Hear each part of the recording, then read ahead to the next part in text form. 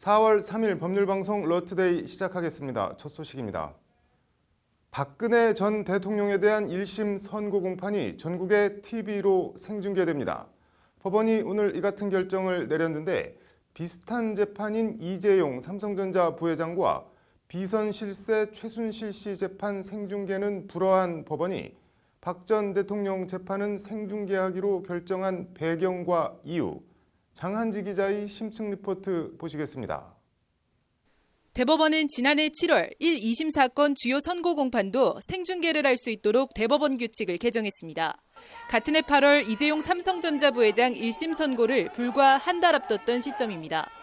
이전에는 촬영 등 행위에는 5조에는 공판 또는 변론을 개시 전에 한한다 이렇게 돼 있었는데 개정하면서 공판 또는 변론을 개시 전이나 판결 선고 시에 하나 돼서 그러나 1호 1심 선고 공판 생중계 여부로 관심을 모았던 이 부회장 재판은 결국 생중계되지 못했습니다.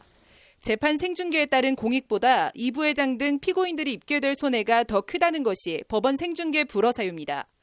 비슷한 이유로 최순실 씨 1심 선고 공판도 법원은 생중계를 불허했습니다. 피고인이 재판 중계에 동의하지 않는다는 이유였습니다.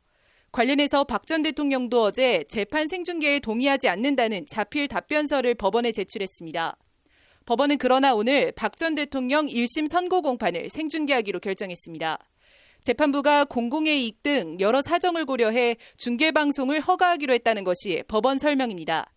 헌정사상 처음으로 1심 선고 공판, 그것도 전직 대통령 선고 생중계를 결정한 법원은 재판 생중계에 대해 극도로 말을 아꼈습니다.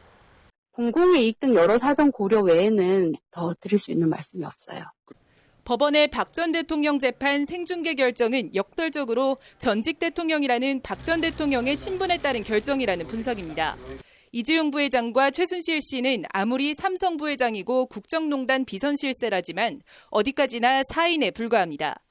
반면 대통령은 공인 중의 공인입니다. 당사자인 피고인의 반대에도 재판부가 국민의 알 권리 등 공공의 이익을 위해 생중계를 할 수 있는 충분한 명분이 됩니다. 무엇보다 박 전 대통령 선고마저 생중계를 불허했을 경우 맞닥뜨릴 여론 역풍을 무시할 수는 없었을 거라는 분석입니다. 대법원에서 대법원 규칙까지 바꿨는데 국정농단이라고 하는 이런 사태마저 생중계를 허용하지 않는다면 그럼 생중계를 허용할 만한 게 뭐가 있느냐 도대체 이런 얘기가 나올 것이고 추후 있게 될 이명박 전 대통령 선고 공판을 감안한 조치라는 해석도 있습니다. 똑같은 전직 대통령인데 누군 하고 누군 안 할 수 없으니 둘 다 하는 걸로 법원이 가닥을 잡은 것 아니냐는 분석입니다.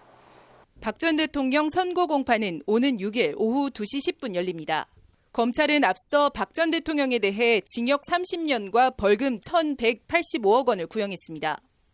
박 전 대통령은 지난해 10월 구속기간이 연장된 후 모든 재판을 보이콧하며 법정에 나오지 않고 있습니다. 헌정사상 첫 전직 대통령 뇌물 등 혐의 1심 선고 생중계, 이 역사 현장에 정작 당사자인 박 전 대통령은 나오지 않을 것으로 보입니다. 법률방송 장한지입니다.